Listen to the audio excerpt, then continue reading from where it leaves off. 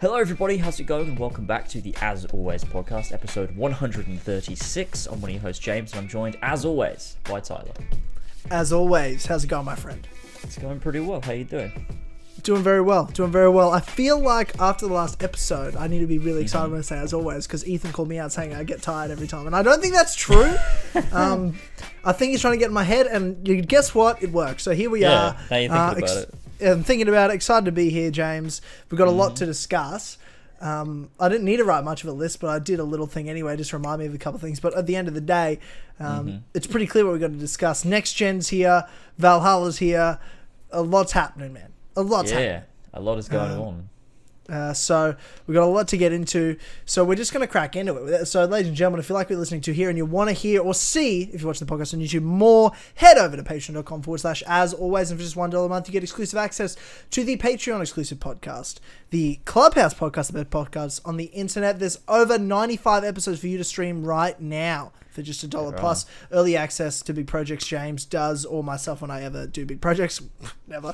Plus, you get cool little exclusives. There's some cool stuff coming out in the works that we'll talk about eventually down the road. And, of course, thank you to Patreon producers that make this show happen. We wouldn't be here without them. So thank you to King Richard III, Josh Duh Vil Yay, Damian, Olberik, Avry Dobbs, Cat94, Real Cinema. Does the name William Miles ring a bell? Jesper Olsen, Flash Paradox, and Cassandra fingers me with her thick, strong arms. Oh, and Bullsack47, the Liar Deceiver. Thank you, Swift lads, for producing the show. We appreciate you. Incredible. So, James, I know you can't see it right now, but Next Gen's begun, and I'm sure you've got next to you an Xbox Series... An Xbox Series X. I'm not having this sort of heresy. It's a wonderful console. Is it? Do you know what I've got in my hand right now? I'm sure you know what I'm holding right now, which is PlayStation 5 controller. You're not going to get to me. A PlayStation 5 controller. Now, I used to be an Xbox pleb like you, last generation, but I've been converted to the light, to the truth, the way, which is Sony and PlayStation. So this is where it's at, man. This is where it's at. In fact, right now I'm looking at the PlayStation 5 load screen, and I'm downloading, because I ordered it day one, but the fucking Ozpost, because they're brilliant, didn't get it to me till Monday morning. It's now Monday evening that we're recording this. I've just set it up after work. It's fucking enormous. I sent you a picture of how big it was. It's a beast. Oh, yeah, it's big. Dude, it's huge. So think, like, Xbox One, that's a big console on Xbox One, like a day one Xbox One. It's a good, like, that much big. I'm showing the screen. Obviously, you can't see James, but it's a good, like, that much bigger than Xbox One. Like, it's big. It's a big boy. But anyway, it's all set up, and I'm downloading Spider-Man Miles Morales, Kingdom Hearts Melody of Memory. Very nice. Final Fantasy VII Remake and Valhalla. Because Final Fantasy VII Remake and Valhalla, like, they're the two games I'm in the midst of playing already on the PlayStation 4. And then the two new games I just purchased, now that I got the PS5, is Melody of Memory, the new Kingdom Hearts game, and then, of course, Spider-Man Miles Morales. Though, I will say, the PS5 only has half a terabyte of storage, which is shit. And and it asks you when you're setting it up, like, do you want to transfer your PS4 data across? I'm like, well, obviously. That took up most of the storage. So literally the 4 games I'm downloading, which is lucky because they're the only 4 games I'm going to play at the moment, which is Final Fantasy VII, Valhalla in the middle of, Spider-Man, Kingdom Hearts, new. There's no more room to download any more games now in the storage. Like, that's where we're at. So I'm going to need I'm going to go buy like a 2 terabyte external hard drive because ridiculous. That's ridiculous. That's ridiculous. How does it only have half a terabyte of storage? I know. I thought it was a terabyte of storage. I really thought it was a terabyte of storage, but it only has half a terabyte. Strange. I don't know. I took, like, transferring all the data across took up everything, so I don't know what the fuck that is. But here we are. Nice. Yeah, that's where we're at. It's what it is. But I'll get an external hard drive, and then I'll be able to just download shit. I'll obviously need ready for Cyberpunk, and then that's pretty much it for me for games this year. I need to finish Final Fantasy, Valhalla, Spider-Man, Kingdom Hearts, and Cyberpunk. I can't imagine I'll be able to fit anything else in. That's a lot of things. There's a lot of games. That's a lot of gaming, And Yeah. I wouldn't even be able to do it normally, but thankfully I'm part-time now. So it's More good. time for gaming. That's what we want. There's more time for gaming. Haven't been doing a lot of it, I got to admit, in the last 2 that's weeks. a I've been shame. making videos. Don't get it twisted. I've been working, but I haven't been playing a lot. Like, we're going to get into Valhalla. Like, I've had Valhalla a week before you got it, and you are well ahead of me on where I'm up to in Valhalla. I am. Like, significantly ahead. But there's reasons for it, and it's an issue that I'm dealing with right now, which is I can't play games for long, I've found out. I didn't know this. I thought I could. I didn't know it was that bad. What I've realized, James, is when I stream, it's like 3 hours, and I always think, oh, that's fine. That's enough time to stream. It's usually at night. It's just I'm tired. I need to go to bed. That's all it is. But I can play games for longer than 3 hours if I wanted to, right? No, apparently I can't, man. Jesus. I literally It's an can't issue. play. I played 3.5 hours Valhalla, and I was like exhausted. I'm like, I can't look at this anymore. I need to turn this off. That's And then I crazy. don't want to play again for the rest of the day. Like, that's it. I'm done. I'm out. I can't do it. I cannot do weird. it. Yeah. To be fair, I though, wanna- I find that it's kind of difficult to do. I only really get, like, if I'm super hooked with something, then I can play for, like, really long periods of time because I'm just not noticing the time pass. Yeah. But, like, say when I was doing, like, I was replaying Brotherhood for the retrospective. As much as I love Brotherhood, I couldn't play it for, like, really long periods of time because I know the game so well. It was almost like... Because I was just, my brain was just on automatic. I needed something to, like, stimulate my brain, but it was just like, I was just in a coma, just playing a game. Surely you were, like, listening to music or podcasts, though, while you were doing that. No, I was playing the game properly. Because I've got to take it in. I've got to have the experience. I don't just do it for footage. I do it for so I can take it all in. But you know the and talk game. about it. Like, what do you mean? I know, but I just want that fresh experience so that I'm 100% when I'm writing the script. Okay. I mean, fair enough. I mean, you make them, not me, so I'm not going to judge your process. You're the artist, Exactly. right? Yeah, that's right. So, but I couldn't do that. I'd have to. Yeah, would have to. If I was replaying Brotherhood, I would listen to it when there's story missions. But I'm spending so much time rebuilding Rome and doing side shit that I just have podcasts on the music and just enjoy, like, the playing of the game because I love the replay of that. Whereas I can't replay any other game, like the Ezio Trilogy. It's Kingdom Hearts. Those are the only games I can replay, and that's it. Horizon Zero Dawn. You did that one. I did, and you know what? Like, at the first half of that game, I was like, this is brilliant. Like, I hadn't played the game since it first came out, my first playthrough. Brilliant. But the second half, I was like, all right, it's worn off. Oh, It's no. worn off. Like, Hey, I'm man, just like, I'm not all set. Horizon's I'm not all good set. no more. I need Forbidden West. I'm not all set until I have Forbidden West. That makes sense.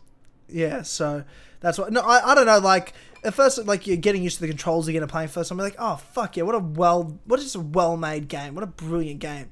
But then, like, I get to the second half and it's all like this big story reveals. I'm like, I already know this. Yep, already know this. It was still a lot of fun. Like, I actually enjoyed it thoroughly. Like, more than I expected to on the replay. More in the first half, but still enjoy the second half. But I was, like, ready to be done with it. I'm like, 7 weeks? Oh, I'm so done. I'm over it. Yeah. I need to play something else. I'm gonna... So, obviously, you're streaming your first playthrough of Valhalla. I was going to do that on the PS5. Can't do that because I got a review code and I've been playing early.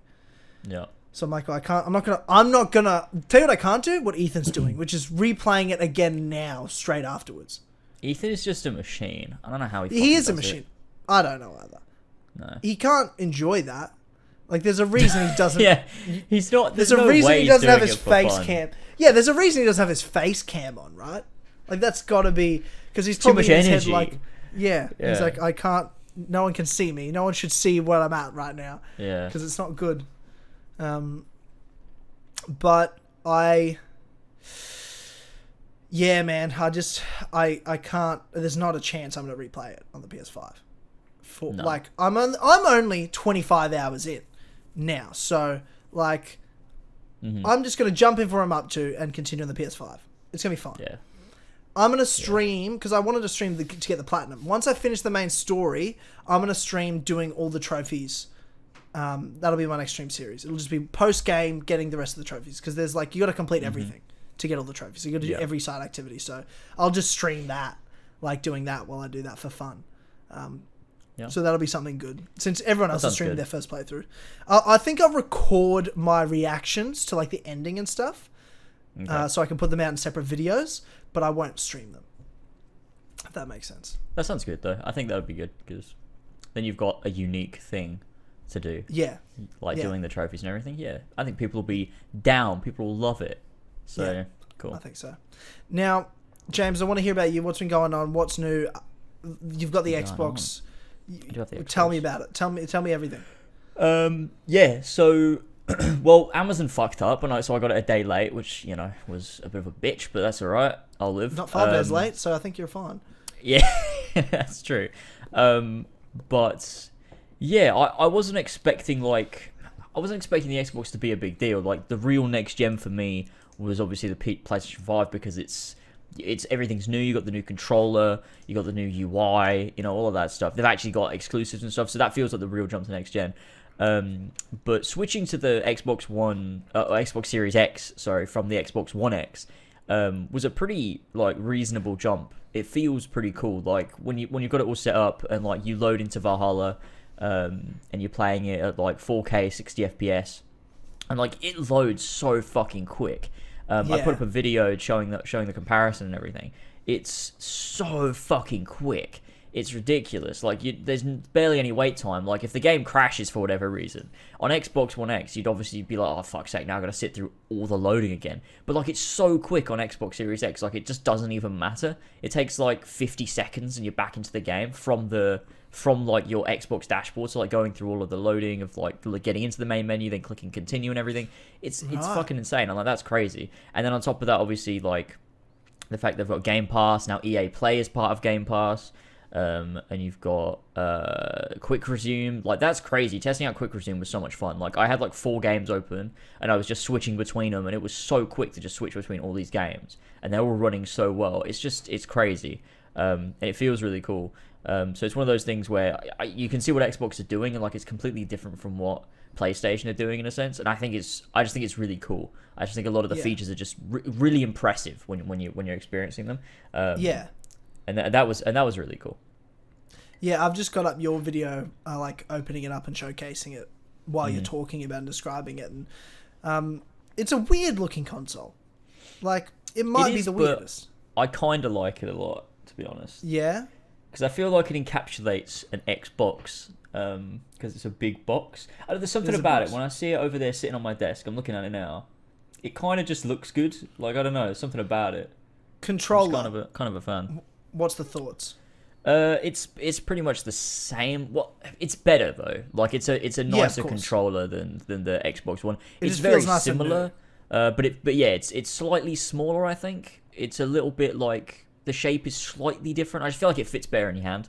And it's got like these grips on the bag. The triggers have like grips on them. And the D-pad's a lot better. It just feels nice and new, and I like that about it. So, you know, that's cool. But overall, there's not a lot of changes, but I think that they sort of changed, I guess, what they needed to, and kept it Xbox, because their idea isn't to like go completely different. They just wanted everything to be consistent and accessible, I suppose, which is good for them. Like, they've achieved their goal. So, yeah, I mean, I think it's a great console, and yeah, it's nice. But I'm looking forward to PlayStation 5, because that'll be true next gen, where you get everything new, and like that's going to be a big experience. So, because you've got no new games on this console, you've got this next gen console with whatever you could have played. All these games you're playing though on the old consoles.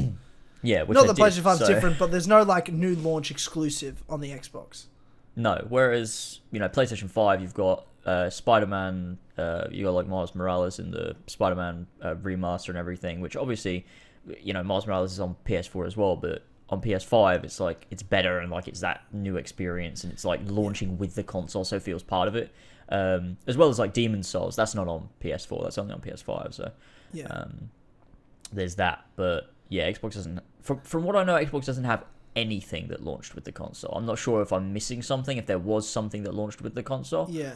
But I don't think there was. Nothing obviously worth mentioning. No. Otherwise we'd know about it. Yeah, and I think as well, here's a big thing that I'll say. Right, like I recorded my like unboxing of the console. I probably won't even make a video out of it. Like looking back, it's nothing. I just thought I'll just record this just in case it's something.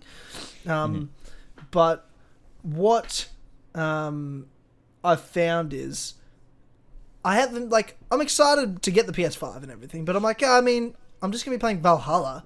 I'm already playing it now. Like, what's there to be really excited for? I wasn't that worried about waiting these extra few days, right?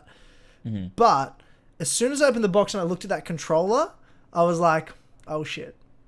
Like, that's cool as shit. Like, dude, this controller is... I think something I said when they showed the controller for the first time on the podcast and on a video I made was it looks like an Xbox controller meets a PlayStation controller. And that's how it feels in your hands. Like, it's got like the handles, the hand grips feel like an Xbox Comfort of hand grip. And then the actual button layout feels like a PlayStation. So it's got that comfort of an Xbox controller, but then the button layout and feel of a PlayStation controller. Yeah, but it also a bit more solid. Like, it actually feels like a really solid controller. Like, honestly, phenomenal. And as soon as I saw it and I held it in my hand, I was like, okay, fuck yeah, here we go. And now the PlayStation 5's out. Looking at then again, the feel of like the plastic, like that white plastic, it does feel pretty cheap. Like, it doesn't feel like elite or anything like that. Whereas like this controller feels fucking like some serious gaming's gonna happen with it. Serious. But it looks beautiful. Like, it obviously looks insane. Like, it's an insane looking beast of a console. And I can't wait for 1 year's time when they release a PS5 that's half the size of this with 10 tons of storage. For the same price I just paid, so it's great. But anyway, PS5, Xbox Series X, next gen's here, man. Next gen's here. It's wild. It's been weird because like in previous it doesn't feel like years, it's been so built up to. Like, I remember when the Xbox One and PS4 was coming out, there was so much hype, but like it barely built for these consoles, and it wasn't until like probably a few days before they came out that it was like, oh, okay, next gen's coming. This is really cool. But like, yeah, it feels totally different. I think it's gonna hit me a bit more once I have the PlayStation 5, because it is that sort of leap. But I mean, with the Xbox Series X, like, it was cool, and like unboxing it was like, oh, this is so cool. Like, it's a new console, and like playing it was like, wow, it's like this huge upgrade, in how it can run games and shit. But yeah, it's weird because I just remember getting the Xbox One day one, and just like it was so fucking exciting. Like, it was just such a great time. But it doesn't really feel like that this time. It might just be because I'm old, and so I don't have that the excitement I would have done back in 2013. But yeah, I don't know. It'll probably hit me once the PlayStation 5 is here, and you know, that'll be some nice gaming. Yeah, I think it'll be nice as well. Like, I mean, for me, I got excited unboxing and setting it up, but now I'm like, I got no games to play on it. Like, I'm downloading everything now, and now I'm doing a podcast. And I'm going to go to bed and go to work tomorrow, so I'm actually not going to be able to play this till Wednesday anyway. Or even use it or get into it. So I'm sitting here with my dick in my hand at this point. Like, well, I don't know. Makes sense. I mean, by the time this podcast comes out, I would have done a stream with it. Like, I'm going to do like a Valhalla PS5 stream. Oh, I'm just going to do a PS5 stream where I'm like going to jump into the start of Melody of Memory, start of Spider-Man, where I'm up to in Valhalla. Like, I'll just do like a first playing of the PS5 sort of thing. So I have that. But sounds pretty good. Yeah. You're right. Like, it feels weird because you're right. There's no big hype or weird feeling about it, but like, I think it'll start to settle in once I'm really, feel how it runs. And you had the Xbox One X. I had day one Xbox One and a day one PS4. Oh yeah, true. So I've been waiting to. I haven't even played in 4K before. I've got a 4K monitor that I bought specifically for this. I'm gonna load up Valhalla and be like, my dick's hard compared to what it looked like. To what it looked like on the Xbox on a day one PS4. Oh, I bet it looked fucking awful. It looks 1080p, 30 FPS. Yeah, that's what I've been playing on. And it looked good. It looked good compared to like, because it looks better obviously than like Odyssey or Origins and the other like comparable games. But I mean, to be fair, like Last of Us Part 2 looked incredible on it, even though it wasn't 4K. So like, I always thought that looked good. But here's the thing: I haven't played 4K to know. Yeah, So now I'm gonna exactly. turn it on and play 60 FPS and be like, what the fuck's happening right now? I'll be That's gonna be shitting bricks. insane. So it'll actually probably be really good to like to see, because like right now I'm looking at your I've still got your Xbox Series X video up, and I'm just seeing that comparison load time now, and even just seeing the 60 FPS 4K Valhalla, I'm like, holy shit, it looks really good. Looks way better than mine. Yeah, it's wild. It was crazy just seeing that jump from 4K 30 on the Xbox One X to the 4K 60 on the Series X, and like how well it runs as well. Like I've not encountered any issues with how the game runs on the Series X. Like it's perfect, always 4K 60 FPS, just smooth as hell. It's so good. Yeah, I bet. Like that's what I want to see, man. That's what I want, because like the game runs pretty well. Like it works on the PS4, base PS4, but there's definitely like it's dropped out once. There's been a few glitches here and there. It gets a bit janky and shit. Like, but you almost expect it now. Like with almost any game that's not like a Sony exclusive. It doesn't matter what third party game it is. You're gonna get glitches on these day one base Xboxes and PS4s. You're just gonna get it. Whereas like now I'm excited to play on a PS5 because I'm overdue for console upgrades in general. Like I get people waiting to buy these next gen consoles. Why? If you have an Xbox One X or a PS4 Pro, you don't need these these consoles until there's games that are only on these consoles. You don't need them. It's still gonna be fine. If you can get them, you can get them. But me, I'm like, I need an upgrade. Like I can't even play 4K yet. I need the upgrade. It's time. Insane. It's time. I waited. I'm not going to buy another PS5 until the PS6. Like I'm not going to. Why would I do that? Yeah, makes sense. Yeah. So.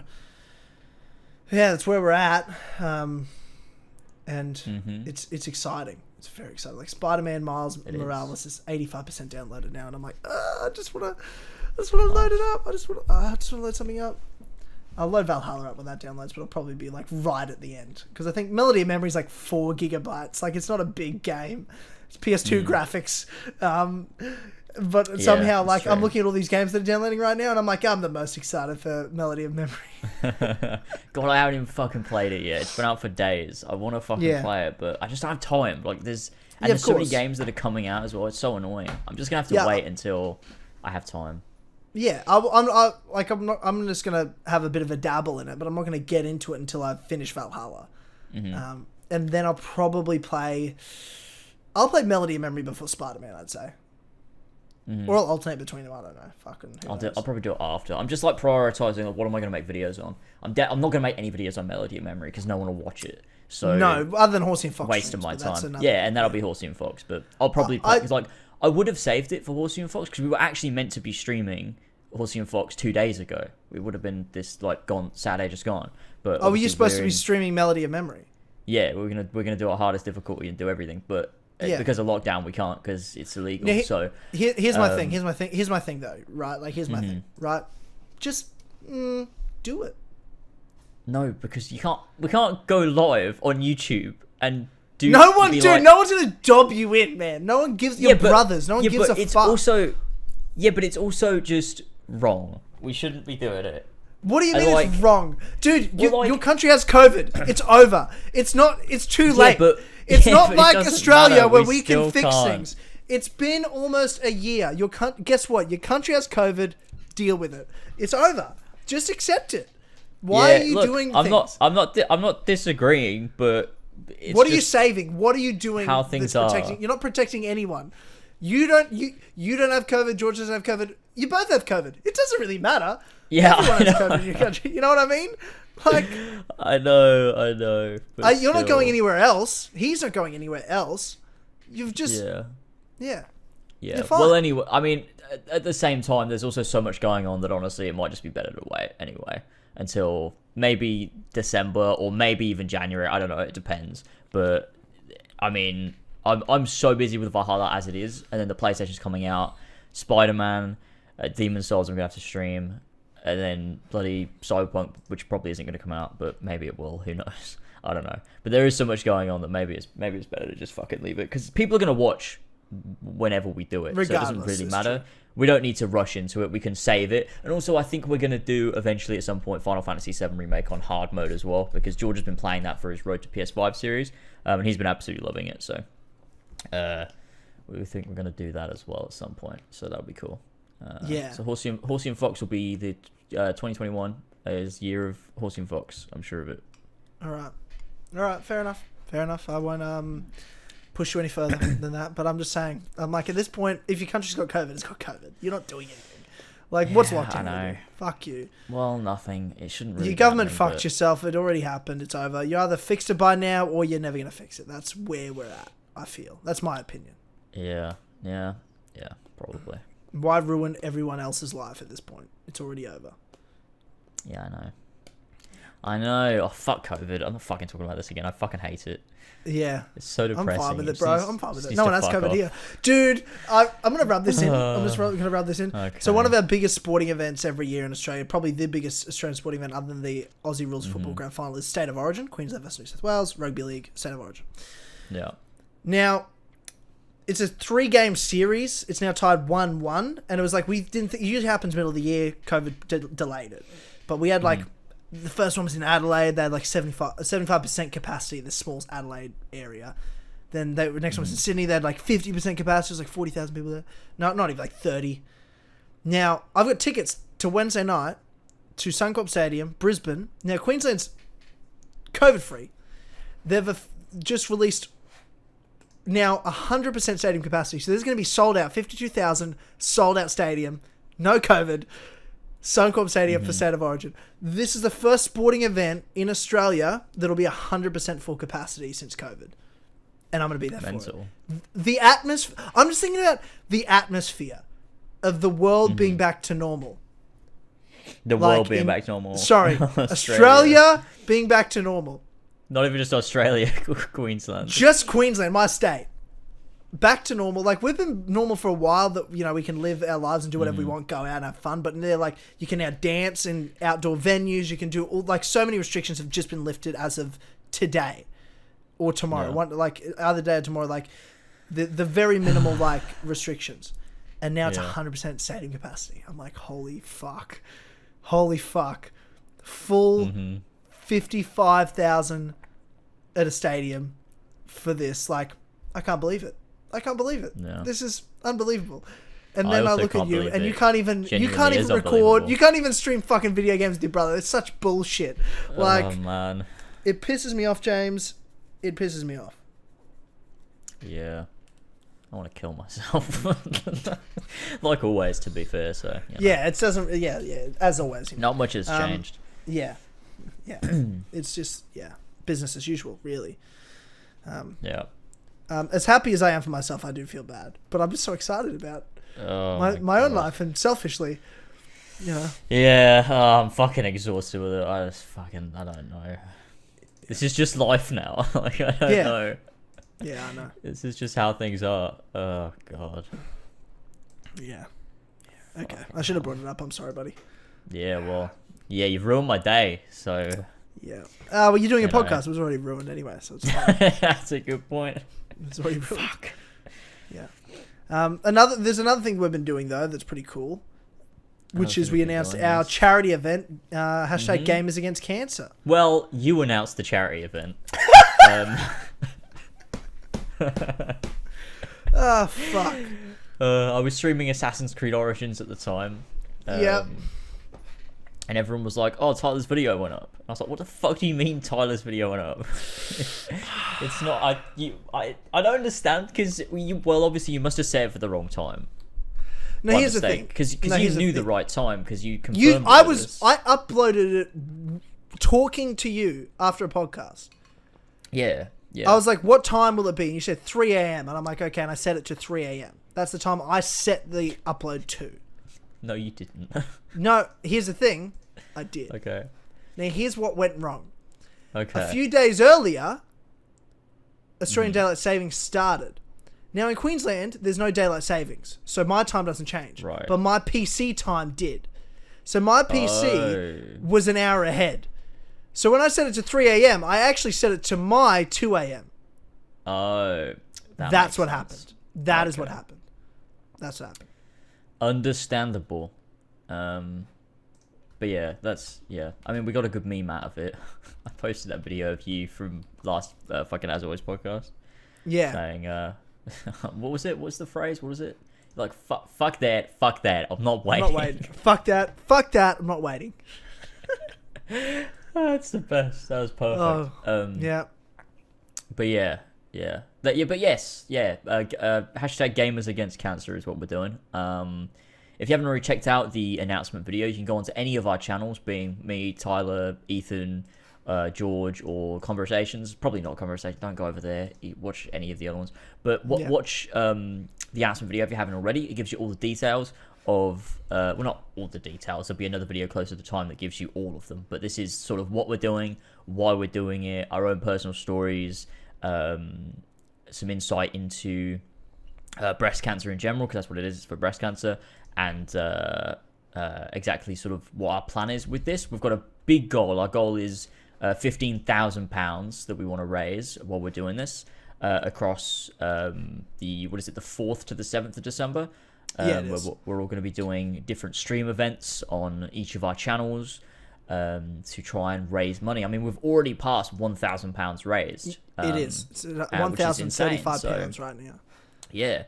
Which is pretty fucking crazy that people have jumped on it already. Like, and I just can't wait to see what happens when we start going live and people are just throwing in money and everyone's coming together. Like, it's just so fucking cool because this community is always so good with these charity events. It's always so fun doing them because people are always just so behind it and so into it. So I'm really looking forward to starting, and I believe I'm the one kicking it off with a full playthrough. I'm going to be doing a full playthrough of the Ezio collection in one sitting.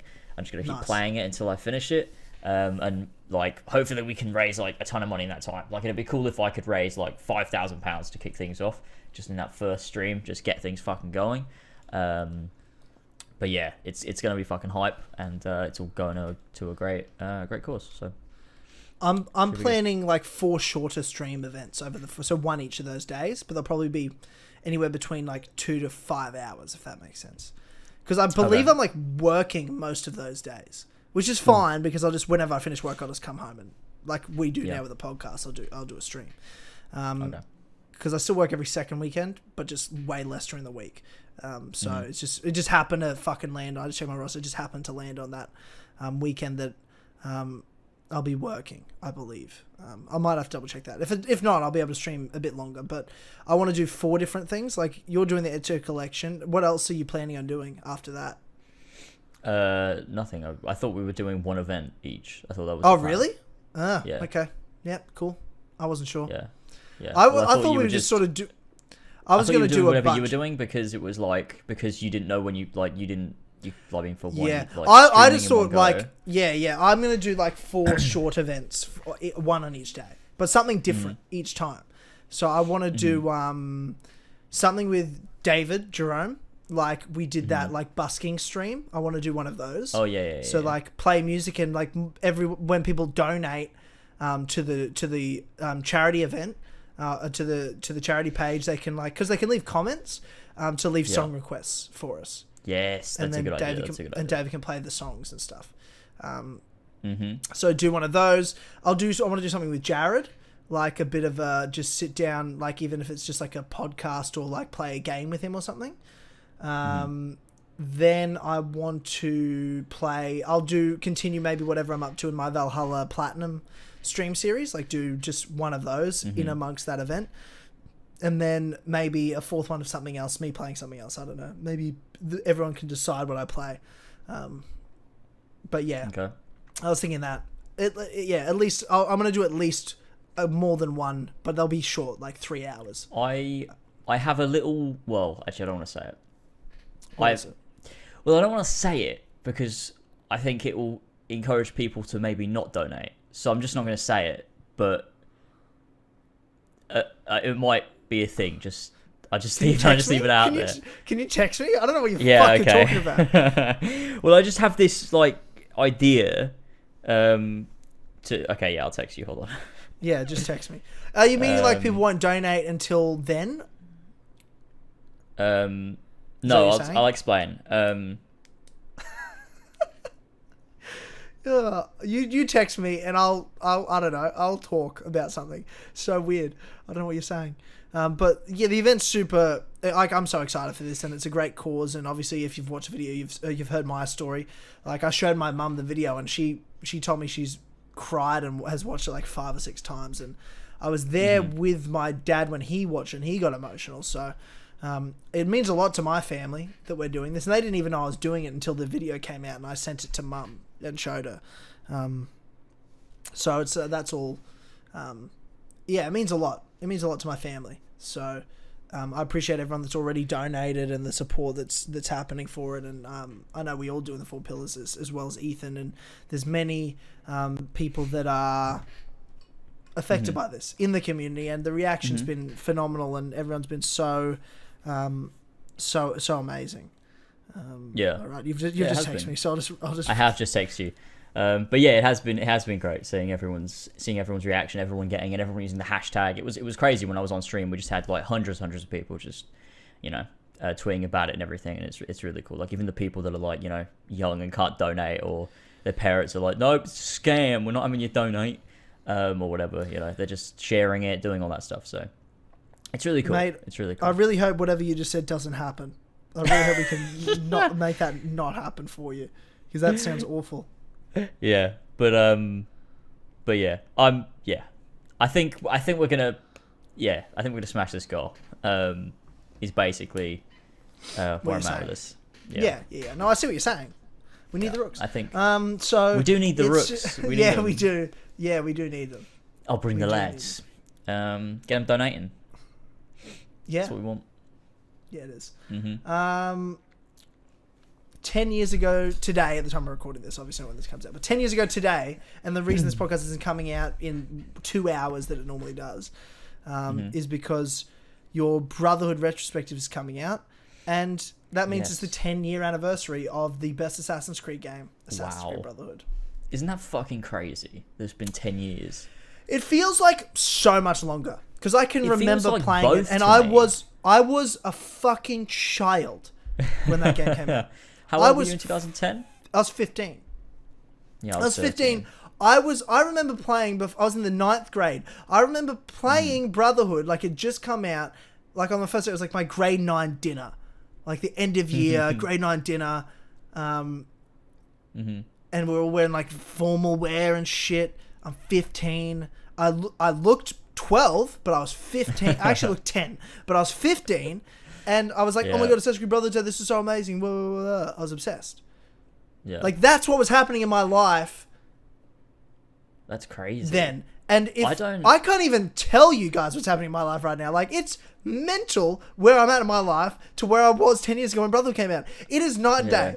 I'll tell you one day. Crazy. But not now. But there's crazy shit happening. I'm a grown-up now. Like, I'm doing grown-up shit. Wild. That's what's happening in my life right now. Never thought the day would come. Tyler's Legit an adult. Grown-up shit. Normal grown-up life. Like... Yeah, wild. Like... What? It's insane. It's really weird. I just... Thinking about it 10 years ago, I don't even remember, like... Because, I mean, for me, it was just sort of like an average day. It was just... Well, I mean, for me, 10 years ago, specifically today, Brotherhood wasn't out because it came out on the 19th in the UK. I don't know when it came out in Australia. Maybe it was also the 19th as well. But no, I'm pretty sure it came out the 16th. That's weird. Well, anyway, look at the PS5, mate. Yeah, I know, but Australia's different now. But also, I don't know. Anyway, point different being, now. I don't know what that means. What does that even mean? But yeah, I mean, Jealous. I don't really remember the day itself. All I remember is like coming home from school and just being so fucking hyped to play Brotherhood. Like, it was so... There's just... Assassin's Creed was like this... It was literally the most important thing in my life. Like, back then, when I was like 13, it was literally... There was nothing more important than fucking Assassin's Creed. Not fucking Assassin's Creed, I didn't go that far. But, it was... Yeah, it's just so exciting. It was so exciting. I literally... It's so weird. Like, it feels like a lifetime ago, but it also feels like no time at all. Like, how has 10 years passed? How has it been 10 years since Brotherhood came out? It doesn't feel like that old of a game. It feels like it still feels recent to me because it's, I don't know, it's really weird, but 10 years, it is fucking crazy. It's mental. And, yeah, it's wild. and hopefully everyone enjoys or enjoyed, because this will be out after the retrospective. If you haven't already watched it, go check it out after this podcast. But hopefully everybody enjoyed it and had a good time. Hopefully everyone doesn't think it's really shit, which they probably won't.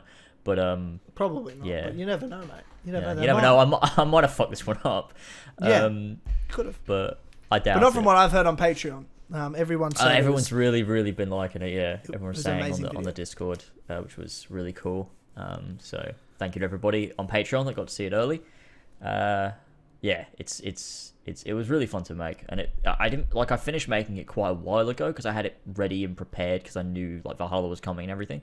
So it'll be fun to go back and sit and watch it with everyone during the premiere, because I don't. All I really remember from it is like the intro, which is really fucking good. But yeah, that'll be cool. So 10 years of Brotherhood. Dude, it's exciting. What do you like? I want to delve into it a bit with you, but okay. What do you remember about that first playthrough? What do I remember about the first playthrough? I think for me, I mean, Brotherhood is one of those games that I think I appreciate a lot more the older that I got, because for a long time, and this is going to sound like crazy, but at the time when Brotherhood came out, obviously there was only 3 Assassin's Creed games, not counting Bloodlines or Assassin's Creed Discovery or whatever. Those main console games, there was only 3.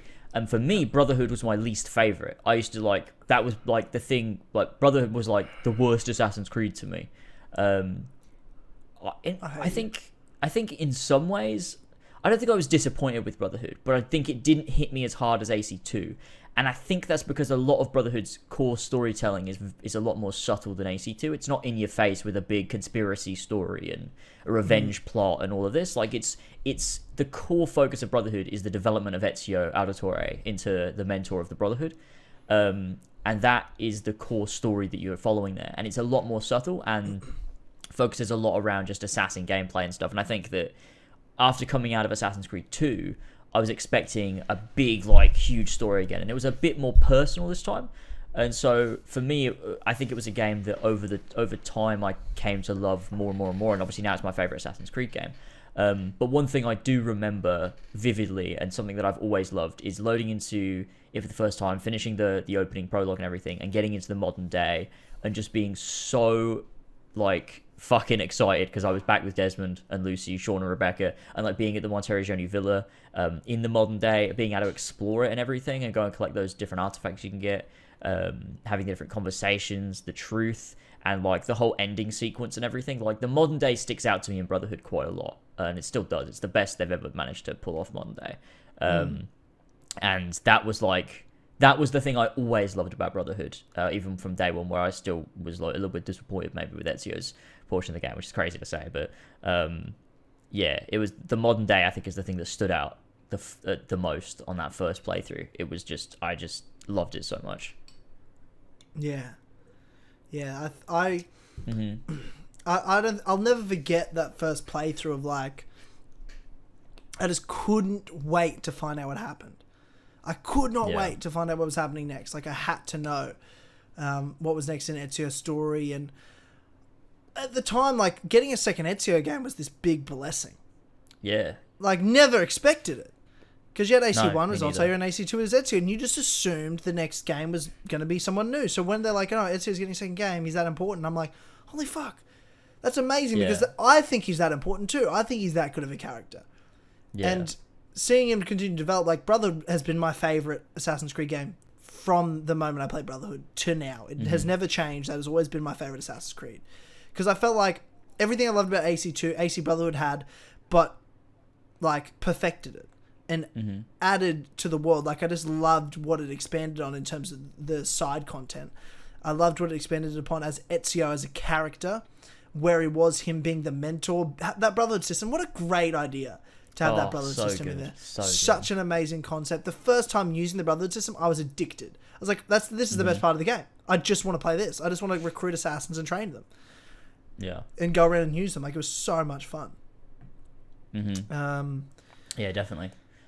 And then the modern day, of course, like you said, was just so insane. You get to the ending, you're like, what the fuck's happening? But then it was also that a bit of frustration, because I'm like, I loved Ezio so much in 2, and you lived most of his life into, like, from 17 or from birth to 40 years of age. And the thing I was like, it was so heartbreaking because he lost so many people and he lost relationships and things like that. And then you get to the Christina memories, and brother, dude, the Christina memories. Oh my god, the first time you good. play the Christina memories, like, broke my heart. But then I'm like, I just want him to find a nice lady. I just want Ezio to be happy and have a family. But then Brotherhood ends and there's no real resolution to it. So I was like, I never expected a third game. Like, we were so lucky to get two. I was like, I guess that's it. Like, they don't really resolve him. Oh my god, man. But I mean, they gave us a lot out of Ezio, and he did a lot of connecting to Desmond in both games. So I guess I'll just be grateful that I got a second Ezio game, even though I'm sad because I'd kind of like to know, did he marry anyone and like have obviously he had kids, but at what point, and was he happy in the end? How did the story end? Yeah. Like, I guess I just wanted to know, like, what, like, an epilogue. Like, I was like, I guess nothing else happens with Templars. He's done everything. He killed everyone, so it's fine. But what happens with everything else? Is the rest of his life.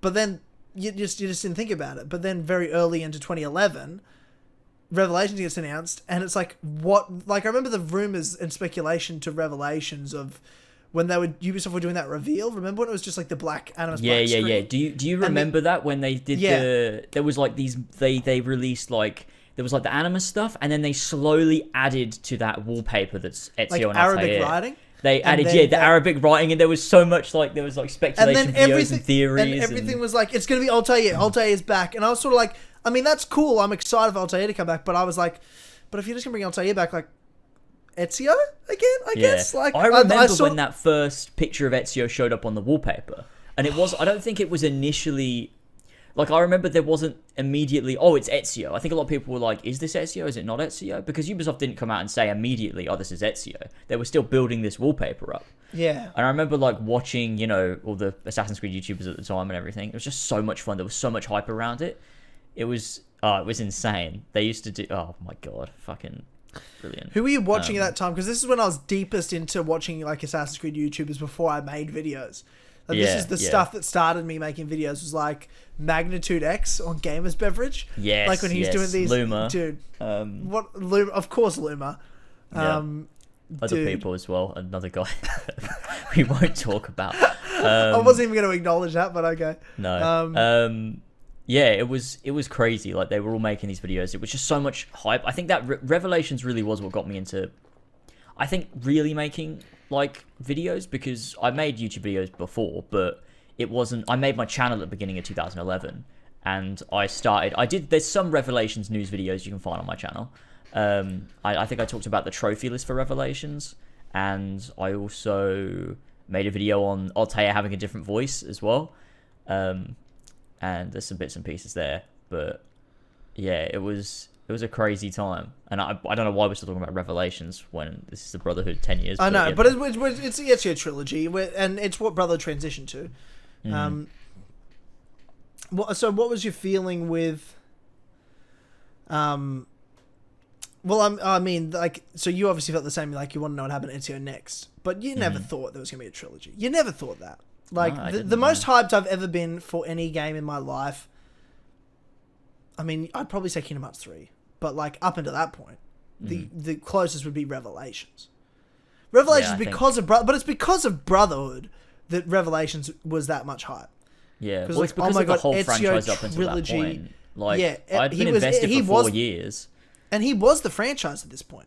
But when Revelations was announced, Ezio is now the franchise. Assassin's Creed is Ezio. Yeah, Altair is there, but everyone knows who Ezio is. He's the face of the franchise. Yeah. Do you know what's weird, right? I had this argument with Amir the other day on Discord. It was fucking retarded. Well, Amir is retarded, so it's... Yeah, he is. R-worded. Yeah, I'm so sorry. Yeah. That was insensitive for me. Offensive, man. Like, come on. Yeah. I'm sorry. I meant he's R-worded. He's a fucking R-worded cunt. I'm just trying to be politically correct, man. Come on. Yeah. No, I appreciate that. Yeah, thanks, man. But yeah, I was just talking about, like, I was just saying, like, it's crazy because Assassin's Creed to me is, like, such a personal thing that I'm so used to it. But when you really think about, like, the wider scale of the gaming industry, Ezio is such an iconic character. but you don't think about it sometimes because you're such an Assassin's Creed fan. And Amir was like, Ezio's not iconic. What are you talking about? Most people don't even know who he is. I'm like, Amir, what are you talking about? Are you mentally ill? Ezio, anyone who plays any games, if you've never even touched Assassin's Creed, you know who Ezio is. He's like, no, they don't. He's not like on the scale of like Master Chief or Kratos. I'm like, yeah, he is. Yes, he is. Yes, he is. Yes, he fucking is. Yeah, absolutely he is. Are you joking? It's ridiculous. We all it was so dumb. We were talking about it for like an hour. It was so fucking ridiculous. I was so heated. He's a fucking idiot. But yeah. Yeah, but he was also. Do you know how old he was when Ezio game came out? He was 3, so he doesn't know. He doesn't know. Oh my god. Yeah, it's true. Yeah. So it doesn't matter what Amir thinks is iconic. He's also played one game his whole life, and it's Red Dead Redemption 2, and he's never played another game. So he doesn't know. Oh man. And he doesn't know. Yeah. But that's where we're at. Yeah, Ezio was and still is Assassin's Creed. To me, he will always be Assassin's Creed, and none of these joke characters will ever match up. You've got great characters. Can't even in the call franchise. them characters. Altair is a fantastic character. What an amazing character. Like, the Secret Crusade book is... What a story. What a life. Like, an incredible character. Edward Kenway, incredible character. Wonderful character. Bayek also, I really do think, as much as Origins is a game, mechanically, whatever, but him, the character, Bayek is an amazing character. I really love Bayek. Well, Bayek carries the game. Well, not even just Bayek. Literally, Selim carries the game. Yeah. But Bayek does carry that whole game on his back as a character. Amazing. He does. Yep. And walks it across the whole of Egypt, through the desert, carrying that on his back, carrying that game. And then you've got. Well, I mean, here's the transition, right? Eivor. Let's talk about Assassin's Creed Valhalla, everyone. The newest Assassin's Creed game from Ubisoft Montreal. Yes, James, I don't sound like that, but whatever. I never said it was you, but somehow you knew it was you. It's because you're doing a South African fucking voice, you munt.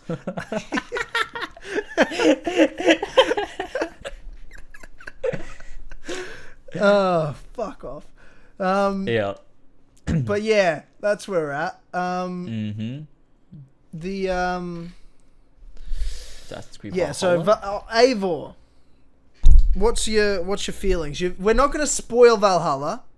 We're going to give our spoiler-free thoughts on Valhalla. We're going to deep dive into it, so neither of us are close to finishing it. It feels like this game's 1,000 hours long.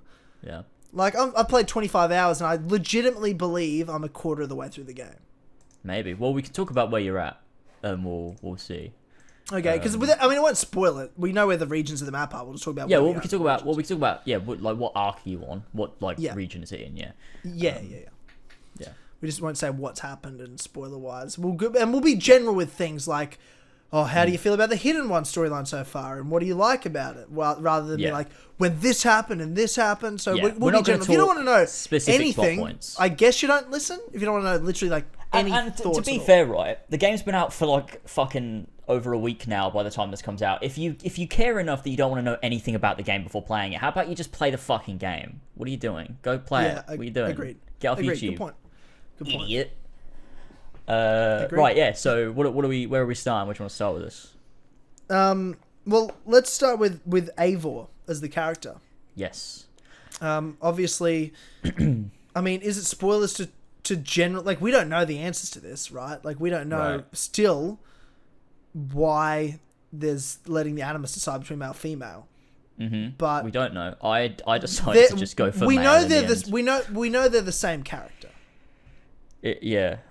We know they're the same. Like, there's no actual male Eivor and then female Eivor. They both are the same character. Yeah. They're not two different people. They're just different performances, though. Like, in terms of as an audience member playing the game, they're different performances.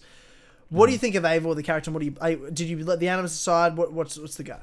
Yeah, so I did let the Animus decide at first, and then I decided midway through the prologue, I just switched to male just to see what the male one would be like.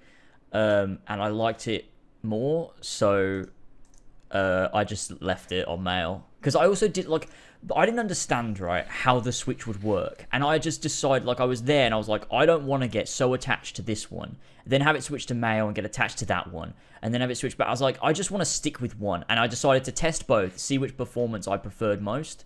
And I just preferred the male performance just more. So I just was like, fuck, I'm going to stick with it. Because I liked, like, from the offset, I was enjoying being with this character. And I was like, I don't want it to switch. Like, I just wanted to test both, see which one, and I was like, I want a connection to this character, and I feel like the anima switching is going to make it weird. But apparently, right? I don't know whether this is a spoiler to say, but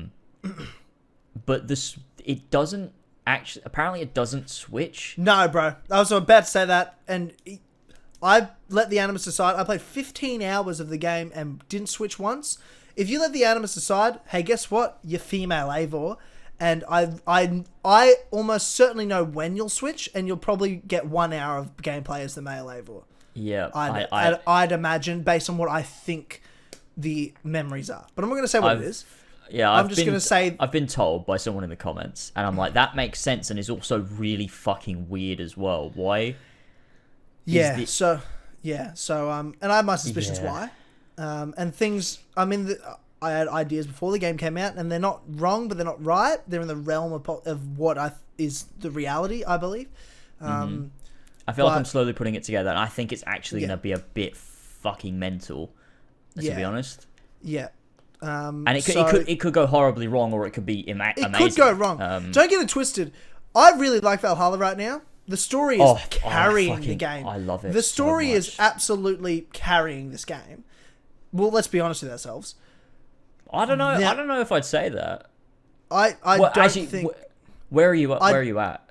I am about to start the London arc. You're about to start the London arc. Okay. Yeah. Okay. And I've heard that's the best part of the game for most people, at least for the early stages. I think that I really enjoyed the first 2 arcs that I played. Did you? I did, sort of. I had like a good time. Like I wasn't like blown away like, oh, this game's amazing, I'm having such good fun, but I just sort of enjoyed what I was playing. I was like, I'm enjoying this, and like I quite like Eivor and like the little bits of politics and stuff that you're having. So like the first 2 I did was which I think most people probably did, was I did Grantabridge first, then I did Leicester afterwards. I liked Leicester a lot. What's the first one again? Grantabridge. Grantabridge, didn't like that very much. I thought it was whatever. Very forgettable. That was the most like sort of meh arc. It was just sort of fine. Like it wasn't. Yeah, I agree. It was just sort of fine. I was like, this is fluff to me. Like, what's going on? Where's the I want to know what's happening with the hidden ones. Like this, it felt like fluff. It felt like I'm just doing stuff for the sake of doing it to make the story longer. And then I played the Leicester one. I was like, this is pretty decent. Then I played the East Anglia one. Oh, I only played that recently. Okay, I really enjoyed the East Anglia one. I liked that one. I thought it was... I thought that was really good. The best side characters in all of the arcs that I'd played so far. It's good. It's definitely, out of the ones that are Viking-centric, it's the best out of those that I've played so far. The one that's about politics and Vikings and all of that stuff. It had a clear villain and a clear like hero in the arc. The side characters were interesting. You had some good actual voice actors in that arc as well. And I just thoroughly enjoyed it. It was the first one I was like, right, okay, I actually can enjoy these Viking arcs. Because I'm just sort of like, where's the hidden ones? Where's the hidden ones? And I played the first one, I'm like, yeah, they're fine. But do I really want to play Viking stuff? And then I played the East Anglia one. I'm like, I actually enjoyed the Viking storylines. This is the first one I really enjoyed. Obviously, you've got the prologue in Norway. That was good. And that was good. That was there's a good strong prologue. Very strong introduction to the game. But then I was like, I was just sort of like, what's fluff? Where's the story going? Like, where's the overarching story of Valhalla going with the character, with Sigurd and Eivor and all the others. And I hadn't gotten that yet. But then I played the East Anglia one. I was like, that was fun. I actually really enjoyed that. They're like little episodes, like 3-hour episodes. And then, and I've been doing so much side content as well. Like, I played 25 hours and I've only done those 3 arcs. I've done so much, like, every raid you can possibly do, so many of the mysteries, so many of the treasures, taking it super slow. So, like, as much as I'm, like, super behind in the story compared to you and many, many others, even though I've had the game so long, I have been doing a lot of side content and recording videos in the side content. I changed my full control scheme. I did a video on it, but then I, like, went back and fully changed it even more. So, like, where the combat buttons are, where I've changed everything about the control scheme, so it runs so much. I enjoy it so much more. Like, all the free running stuff's on the right trigger. X is assassinate and light attack. Y is heavy attack. X is to dodge. B circle is to. I'm jumping between Xbox and PlayStation controls. Circle is to block with your left hand, and then the bow and arrow is still like trigger shoot. Crouch is like the left analog stick down, and like a few other, and the free running and sprinting is all the right trigger. So it just feels like so much better. It just plays so much better. Once I changed that, I was like, this is running so much smoother and everything. So I've got that. And yeah, I've been doing a lot in the game. I really have been doing a lot. But now I'm about to start that London arc. And you said, well, you tweeted out, London arc fixed me. Oh, yeah. Oh, man, you're going to love it. Oh, dude. Should I stream my playing of this? Oh, maybe. I feel like you might have some reactions. It's really good. I remember because I was, because I tweeted out. Should I just record it? Should I just record my playing through the London arc? Oh, yeah, you could record it and then cut it up and be like, my first reaction to the London arc or something. That might be good. Yeah, because then you could get like properly into it as well. Yeah. But yeah, I was streaming like for a bit up until the London arc, and when I was doing it, I tweeted out like I'm about to do the London arc. A bunch of people showed up. Darby was there as well. He wanted to see my reactions to everything. Yeah. And he guided me. So I went to like there's a few places you go to, and there's like a place you go to in the story, and he told me to, because I was going to go do the Assassin Bureau that's in London, but he told me go do the story thing first, then do the Assassin Bureau. So I did that. And there's like some really cool story stuff there. But then like he had to go off and he just goes, have a great time with this arc. Let me know if it reminds you of anything, winky face. And then just leaves. And I was like, okay. And get it. Oh my God, man. It is so good. It's so good. It's stupidly good. And it, I felt like it ended too soon. I was just so into it. But like it took me a couple hours to get through. But like it's just... The arcs are long, man. They're like 2 to 3 hours. Yeah, and it was... Oh, my God. And there's so much gameplay in between that you can do sidewise. Like, just to play those stories, they're like 2 to 3 hours. And as well, because you've already done East Anglia as well, you're going to get to play... three favourite arcs so far have been London, Vinland, and Oxenfordshire. Playing those three one after the other was just so much fun. They're all so good. All three are just brilliant. And are you just doing story? Are you just doing story? I'm not just doing story. Like I sort of flip between. Like if I come across, like if I'm riding to a quest and I see like a raid, I normally go do it. Or if I see like the treasure location, I'll go do it. If like I've got like enough. Order of the Ancients like clues, I'll go and take one out or something. So I'm just sort of switching between things. Right. See, I'm almost like I go to the new region where I've declared. I'll get all the viewpoints. I'll go around and do heaps of the side content, like the major points, a raid, probably like half the treasures, half the mysteries, half the other. I'll get almost half of the whole location done and explore everything. And then I'll start the story. I'll probably spend 3 hours in the region before I even start the story. That's how I'm playing. Now, I'm going to stop that because I'm so behind in the story and I need to start fucking getting my shit together. That's where I'm at with that. And I mean, the map is so big. Like, I just got into a new region last stream, like a whole place that I haven't really explored before. It's sort of like the west of Mercia. And I went over there and, like, it's so, like, different as well as a location. But also, like, it's so big. There was so much. Like, I was like, this is insane. Like, I've not even seen any of this area before. Like, I've been all over in sort of like East Anglia and like the middle of Mercia sort of thing. So going over that way was like, wow, the map's so different and like there's so much more to see.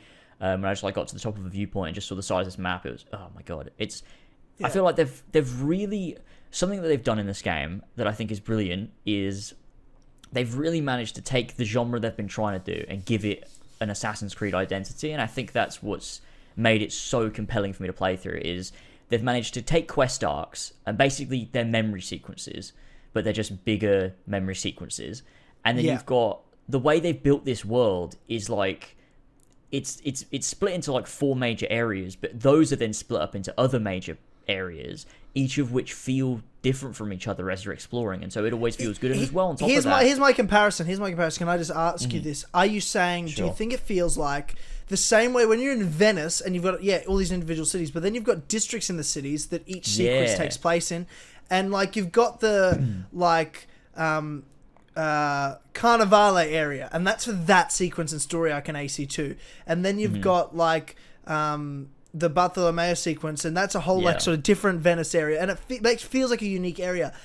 This is the first time since the Ezio Trilogy that it feels like each area is distinctly separated, where the locations are built, and I'm like actually going around for the first time doing side activities first, and what I'm realizing when I go to these locations to get treasure, I'm like, I already can tell this was built for a story sequence. And then I come back during the story. So I'm actually starting to think I should stop doing side content first and just do the story, because I'm going to places before I should go there. And I'm noticing things like, it feels like each area is built for each story arc, not they've copy-pasted a bunch of areas and they're just forcing you to do stories in them. They're literally writing stories and then creating the world to fit the story they've written. It's what a game should be doing, and they're doing it here with Valhalla. Yeah, it's brilliant. And I think the way that the story is paced and structured too is that I just, the game is like long, but it to me, while I've been playing it, it's never felt drawn out because it's split up into all of these arcs, so you're always switching between different stories. And like once you've started a story, so like the beginning half or beginning portion, I guess, of the game is starting stories, and some of them are just self-contained single stories, but some of them have like like another arc that will come next, and so you're like going back to stories that you've already experienced, and you're like, oh, I can't wait to go back to this story and I'll experience this with this character again. And then like you jump to another one, you're like, oh, I get to carry on with this story here. And so it feels broken up in such a way where I just feel like the structure is really good, but all of the stories like feed into each other and feel like this continuous singular narrative, and I think that's really cool. And it's just been really fun to just explore that. But yeah, the last 3 arcs that I did, or no, before East Anglia. Well, East Anglia was good, but before that, the London, Vinland, and then Oxenfordshire were just playing those 3 just next to each other was just like. Are you finding your power level doesn't matter? Yeah, not really. At least for main story, anyway. Like the one issue that I found with power level was just I was going along a river. And I came across a raid, and I wanted to do it, and then I started doing it, and I was like, oh, wait, this is like level 250. And it was weird, because it was right next to a level 20 area, and it was just like, it doesn't feel like that's necessarily put together very well, because I feel like I should be able to do it, and I didn't like it. Like, it just bothered me. I'm like, I feel now level gated from doing content that I have access to, just because of like some number on the screen, not really because of anything real. But other than that, I haven't really come across anything like that. Like, I've just been going through the game. Like, I did the first like mythical arc that was level 90 when I was level 40, and like it was kind of hard. Like there was a challenge there, but I did it. Like it didn't feel ridiculous. Like when you're playing Odyssey, if enemies are like 3 levels above you, you're fucked. But in this game, like, you know, it was level 90, I was level 40, and I still did it. It was just a bit more of a challenge. So I haven't really been having that much of an issue. As just playing pretty much the main story, some side stuff here and there, jumping between it. My power level is sort of, I think my power level is 115 now, something like that. And yeah, it's fine. Like I haven't encountered any issues in the main story. I've just been playing them sort of as I've got to them, and it's been fine. So okay, that's good. I haven't really tested it. I've always, just because I do so much side content as I go. Same with Odyssey. Like when I played Odyssey, I was always way over leveled. Because I was always just doing stuff, because I'm OCD. It's not even like I want to do stuff. It's like I have to complete this location. I have to do everything in it. Now that I have to clean the map. But I need to stop that while I play the rest of Valhalla. I just need to play the story, and I'll save everything else for streams and doing all the side stuff for then. So I just need to focus on the story, get this done, and enjoy it. and not worry too much about side content other than maybe like doing the settlement, because I really like feel like that's a part of the story, if that makes sense. It is, yeah, it is part of the story, really. So, and of course, like Order of the Ancients, cultist fucking menu. Yeah. But yeah, for sure. Also, in terms of like being an RPG now, we talked about before Origins, we're like, oh, it should be an RPG. And then it came out, we're like, I mean, this wasn't really what we wanted. And then Odyssey came and was like, oh, this definitely isn't what we meant. Now Valhalla's coming out, I'm like, okay, this is how you'd make an Assassin's Creed RPG. This is the first time, like, I actually feel like they've done it right. Like, I hadn't really delved much. I'm like, what are the fucking, ingots for? Like, what am I doing? And then I go and I'm like, I want more gear. Like, where's the gear at? Like, I'm finding all the shit. I'm like, this fucking, what? What's the high level shit? And I hadn't really played around with the blacksmith or anything. And then by the time I did East Anglia, I'd like still had all my base level gear. Because I'm like, I haven't found anything that really looks any better. And then I'm like, I had all these ingots of shit. And then I just went and upgraded to like second highest tier of all the weapons I had and all the Raven gear. And I'm like, holy shit. All these gears you find are unique items. The same as like The Witcher 3.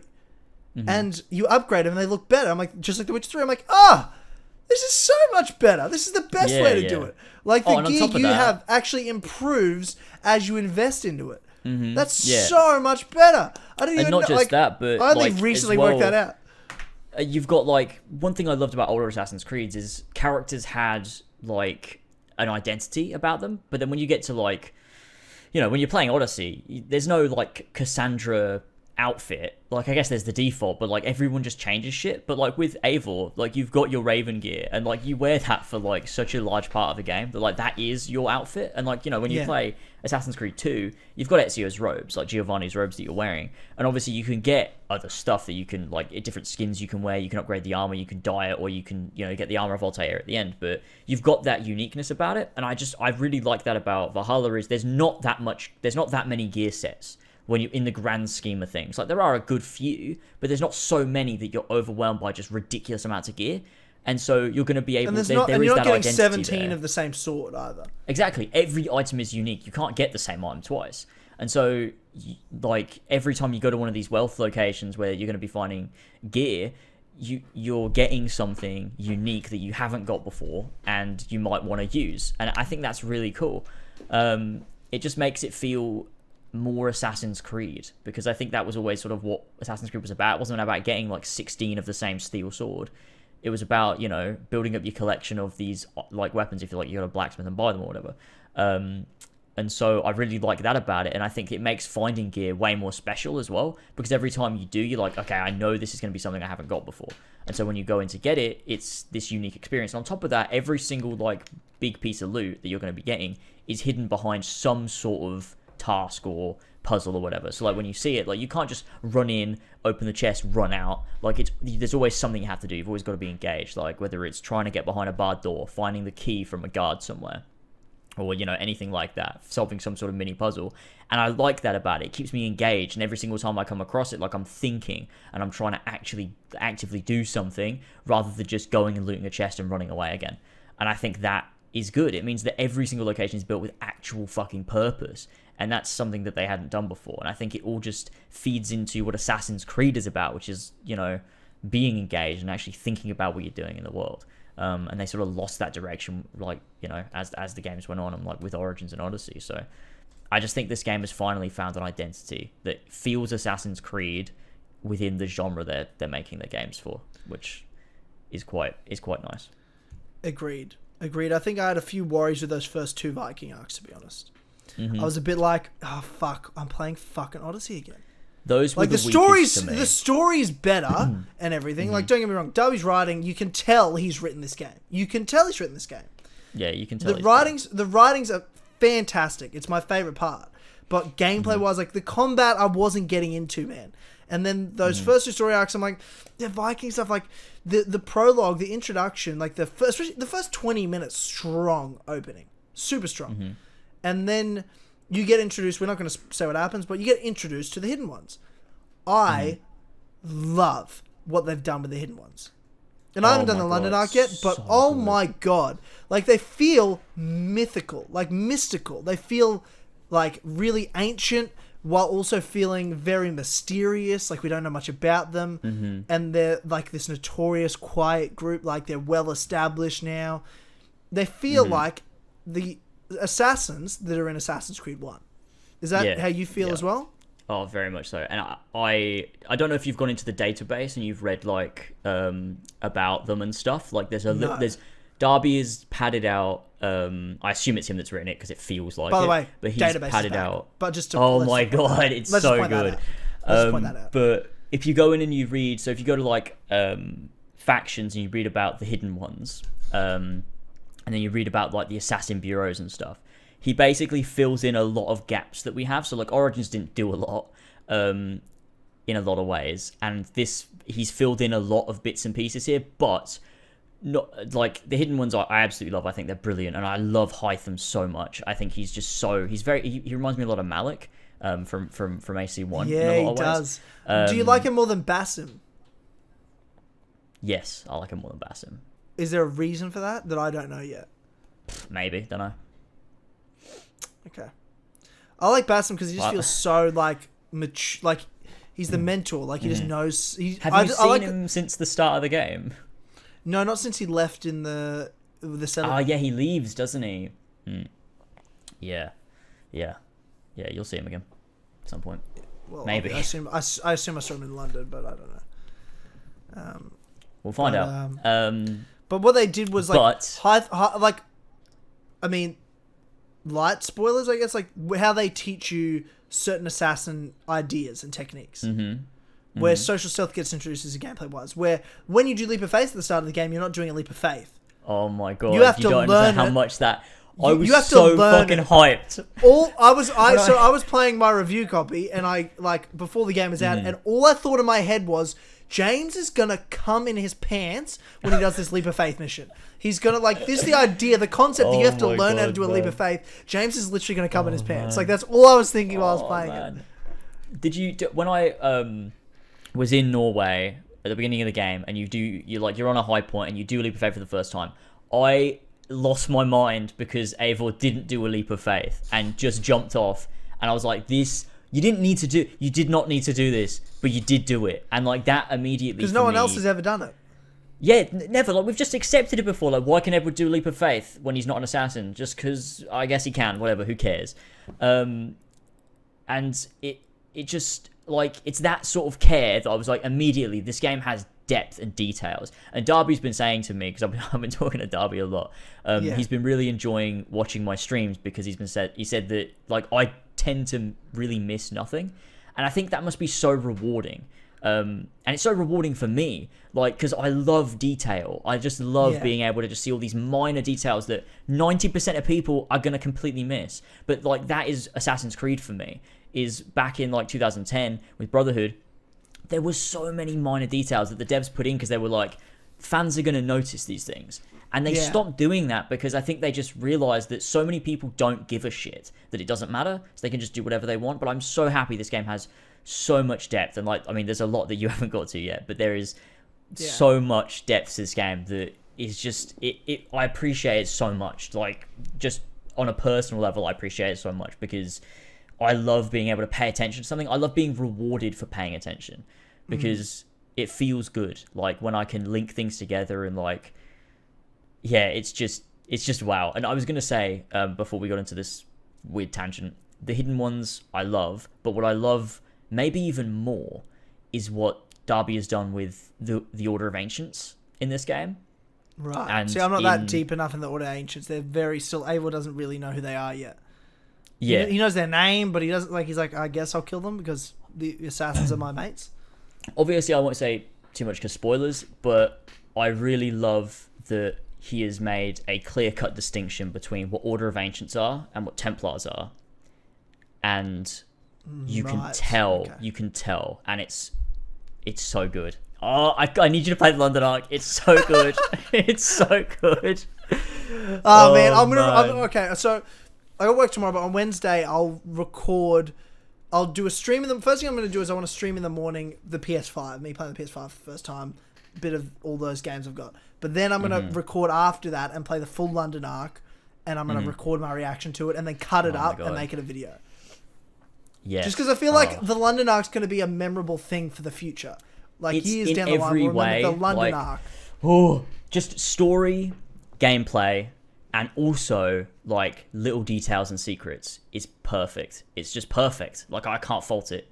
It's just I can't. It's so good. It's so good. Oh, dude. Dude, that's so cool, man. I was literally just I was just so excited playing the whole thing. Like, every time a thing happened, I was like, I can't believe this is happening right now. Like, it was just so good. Just stupidly good. And everyone had been telling me as well, leading up to that point, like, it's so good, I can't wait to see you react to London. And I still didn't expect it to be as good as it was. It was just so much fun, and there's so much to love. Like I said, like, the little details and secrets and stuff. Like, make sure you, like, when you go to areas that you go to in the game, in the London arc, make sure you're, like, reading notes and stuff that you find, because there's a lot of cool stuff. Oh yeah, I've only done one bureau, and I was like, read everything in there, obviously, and was like, so interesting. I've only done two bureaus. Yeah. I did the one in Leicestershire and Ethan found them all, like, because Ethan London. and I both knew we had review copies, so we'd been chatting while we were playing the game early on, like, about have you played this bit, have you played that bit, and he went off and found all the bureaus, and he was like giving me live updates. He's like, dude, I can't fucking find this last one. Like, he fucking spent a lot of time looking. So if you're looking for him, everyone, go check out his video, because he'll have the location so you can find them all. Yeah. But I've seen the armor as well you get at the end. Hate Oh, it. I've not. I don't want to look. Absolutely hate it. It's the worst endgame armor I've ever fucking seen in my life. The hood of it, amazing. Color scheme of the hood and everything else, abysmal. I want to throw up. It's disgusting. It's fucking disgusting. Well, I've been wearing because there's 3 assassin gear sets in the game. I've been wearing one. Where the fuck do I get it? Where do I get it? So obviously there's one that you get from the bureaus. There's a third one. I don't know where you get it from, because I haven't got any of the pieces yet, I don't think. And then there's the Magister armor set, where do I get it? And they're just sort of dotted around the map. Like, No, you'll find you them need in to just tell me where it is. random What's it wealth called? locations. What's it called? Yeah. Hang on, I'm gonna look up my phone because I'll keep that. Hang on. Okay. It's called the Magister gear set. It's really nice. I like the cloak a lot, especially when you upgrade it. And the set, like the actual armor set itself, I think it's really nice. But yeah, I'm interested to see what the others are like once I get them and see what's going on. I mean, that's not too bad. I don't love it. I like it quite a bit, but a lot of people have been telling me to get the other ones, which I'll do. But yeah, I'm liking it. And going to these bureaus has been good as well, for just like story and whatnot, those codex pages and stuff. So that's cool. Yeah. I'm trying to find. I was hoping to find pictures of them and what they'd all look like at the end. Oh yeah, here we go. All right, I'm starting to see him now. Okay. Wow. Like, I mean, overall, man, the game is strong. I think I have a bit of exhaustion, just the way the side content, the way they're doing it better again than Origins and Odyssey. Way more fluid, way more unique. But I think because it plays so similar, I'm a bit tired. I'm like, oh yeah, okay, here we go. I've run around like this before and done these sorts of things before. Like, I just have so much resentment to Odyssey that anything that's even similar, I'm just like, So there's a little bit of fatigue there. Partly why I can't play for that long. But if I just ignore this a bit and just focus on the story and get back into it, because I'm spreading myself too thin, and I'm also giving myself too much time between story arcs. That I played the 2 worst ones, and then East Anglia I thought's the best one by far that I played. It's significantly better than the others. And you're telling me the 3 best ones you played aren't any of those 3. So I need to just crack on with it. They're really good, and the story, like, they're setting up a lot of main story point. Like, the Oxenfordshire one was really good.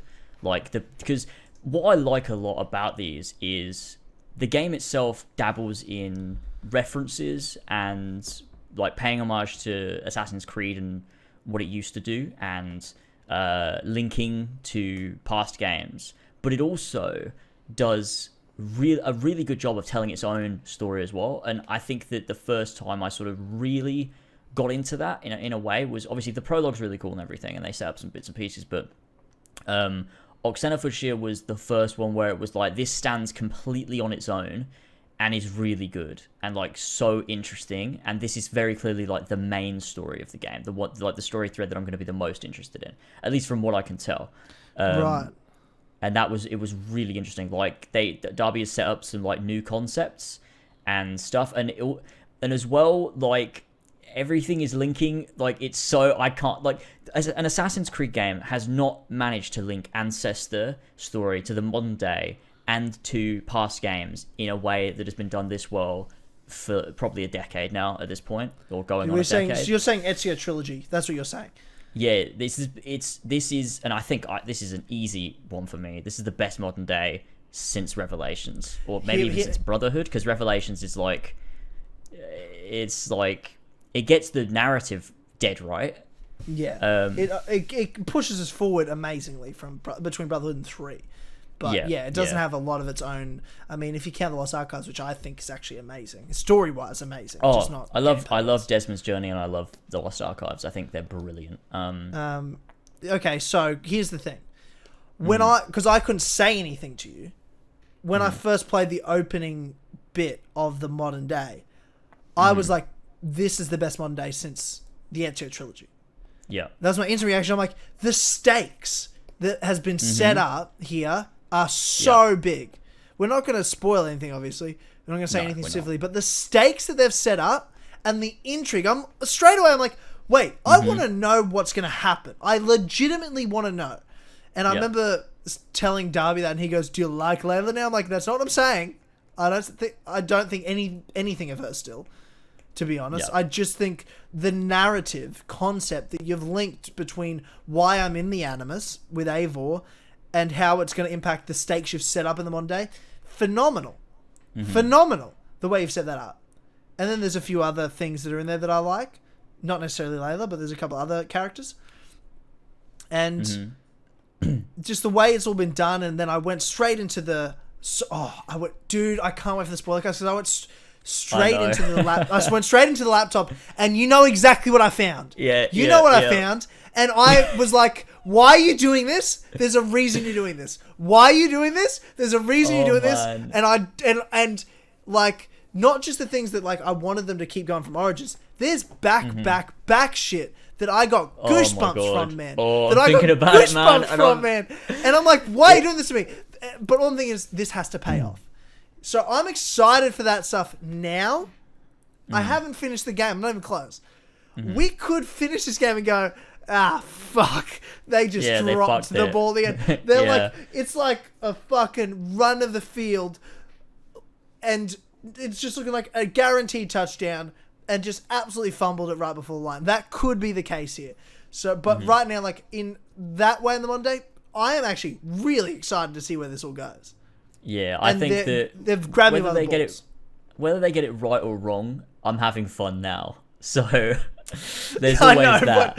But let's be honest with ourselves. If it's not good at the end, it doesn't matter. If they like enjoy it now, but you will then talk about how much you hate the game. I will be so disappointed if they get it wrong. I mean, when I played the London Arc first, it was really good. But looking back, it was just pandering.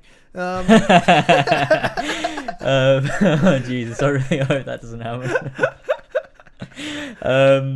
Just knowing yeah, but I think that they've really managed to set up a modern day that I care about, and what they've done is the modern day since the end of, since 3. As much as I think the modern day for 3 was just wrong in every way, I think that since 3, the modern day has just tried to do all these different things. It's just done like random stories, whereas without spoiling it, the modern day of Valhalla, I think, just decides to go, what actually fucking matters to the modern day story of Assassin's Creed? Let's just do that story, because why are we not telling a story? Why are we not actually taking this anywhere? Let's actually fucking do something of substance. This is what it also does. This is my opinion, and I have not finished the game. I don't know anything that anyone else doesn't know. This is just a theory. I mean, I know enough things that, not even from the game, but just from what I've been told. I feel like Valhalla is the last game. And I don't mean the last Assassin's Creed game. I just mean the last game that's ours. Yeah, I mean, that's what I'm feeling as well. I truly believe Valhalla, for fans like you and I, James, that fell in love from the Ezio Trilogy, fans like you and I that love Desmond and that overarching narrative, that love Ezio and Altair and how everything connected and the Assassin's Order and everything. This is our last game. I genuinely feel like this is like endgame for us. Yeah. And when I've played this modern day, all I was thinking to myself is, I can't wait to the end to find out what happens, because I'm intrigued and the stakes and everything. But I also feel like I'm like, what's been decided with this modern day is like, look, we set up a couple little things here, but we're actually going to be, without spoiling anything, the successor to Assassin's Creed 3 and the Desmond Sagas modern day. This is going to be the actual follow-up to that. We've made 2 of these fucking games with Layla. We set a bunch of stuff up in Origins. We're going to follow that through. And then I guess we have to mention that Odyssey happened, so we'll mention it happened, but we're not going to really think about that at all. And we're just going to grab everything that we've got and just finish it. Like, I don't feel like they're setting more up in this game. I'm finished, so I don't know. But, like, I genuinely am like, this is just going to wrap it all up, because they know there's never going to be another opportunity, or there may never be another opportunity to finish it all. So let's just fucking treat it like that we've got no second chances. Darby may write many more Assassin's Creed games from now. He may be an narrative director for many, many years. He also may not be. He's been fucked over before. You know what I mean? So have many great developers in that team and in that company. Look at fucking Patrice. The creator of Assassin's Creed. How fucked over he got from Ubisoft. Like, people have been fucked over at that company endlessly. You don't know when you're going to get on the next game. You don't know if you're going to get to work on another Assassin's Creed game. And you've got a team, not just Darby, many others, that care about Assassin's Creed, that have been on the franchise since the first game. It feels to me like they're treating it like, we may never get another chance. Even if we do, let's just make this game like it's the last. Yeah. For the fans, for the people that have been here from the beginning, there's obviously things they have to do because they have to continue the way the games are structured, and it plays like fucking Origins Odyssey. It's an RPG. We get it. But story-wise, in the modern day, story-wise, in the Ancestor storyline, the way it's structured like an old Assassin's Creed game, it's one last hurrah, man. This feels like the end to me. It feels like our last game. It really does. Yeah. And it's nice for us because I think that we get to actually have a proper send-off, because when the franchise slowly declined, you weren't expecting it. And it just sort of, you went from loving Assassin's Creed to hating it, and you never got that chance to be like, to actually appreciate, okay, finally, this is like the end of what I really like. And I think it's just so nice to have a game that does so many of the things that you really enjoy, structures the game in a way that feels classic and manages to tie modern day, not just to the past, but also to, not just to past storylines, but to the Ancestor storyline, and actually do something interesting. And there's so much going on that it's like, finally, if this game ends and it does everything right, I can finally feel like some sort of closure on this brand, because I never really got that. Like, when you play Revelations and you go into AC3 and you feel like this disappointment, and then you move on, you got Black Flag, and you're like, yeah, this was great, but then Unity, Rogue, Syndicate, Origins, Odyssey, and it's like, oh, like, I never really got a chance to, I guess, appreciate something good for one final time. It just sort of slowly became really shit. It was depressing, man. It was like, the history of this franchise is so sad. Us as fans, it's just sad. Yeah, it really is. And I think a lot of people aren't going to understand because they probably weren't born. But back when we were playing those games, like, it did mean a lot to all of us. We were very invested in these characters and this story and what it was, not just in characters and not just in story, but in what the games were, as like I guess, just sort of what they did, like how they played, like social stealth, complex parkour, hoods, hidden blades, assassins, Templars, like all of that stuff made up what Assassin's Creed is. And it might seem like such minor things to people. They're like, who cares if you're wearing a hood? Who cares if you're fighting Templars or whatever? But to us, they're all such important and iconic things to us that being able to experience that again feels special, and we appreciate it a lot. Yeah, 100%, man, 100%. It's a special thing, and I'm excited to play this London arc, and I'm excited to continue this. But I honestly am treating this like it's my last Assassin's Creed game. Because who fucking, you know what I mean? Like, Quebec might make the next one. You just don't know, man. Like, you know what I mean? Like, you don't know. Mm-hmm. That might be the case, and I'm not playing that game. I will not play that game. No, me neither. Get out of here. So I'm done with that stuff, man. Like, this is my last game in so many ways. Yeah. And if Darby and that team make another game, I'll play that. Yeah. And I'm sure they'll do amazing things. Mm-hmm. But for what we've had, for everything this franchise has been, everything that's come before that we care about, that mattered, that made sense, this feels like the end. Yeah, and I really appreciate it. I appreciate I this. do too. I didn't think I'd get it. And it's not going to be like a Revelations. Nothing will beat that, because what that was a cap off to amazing things. This to me is a cap off of like the things we loved that were almost lost. It's like a bittersweet thing more than it's like an iconic thing. Yeah, exactly. And I think it just means a lot to us because we've been through fucking like everything with these games, and so it's nice to be able to revisit everything we loved and also be able to turn something that was pretty fucking bad into something that's like actually kind of good. Like, it takes stuff that worked in Origins and, you know, storylines that we've had before, and it makes it feel somewhat coherent. It feels like there was a purpose to it, and it's nice to have that.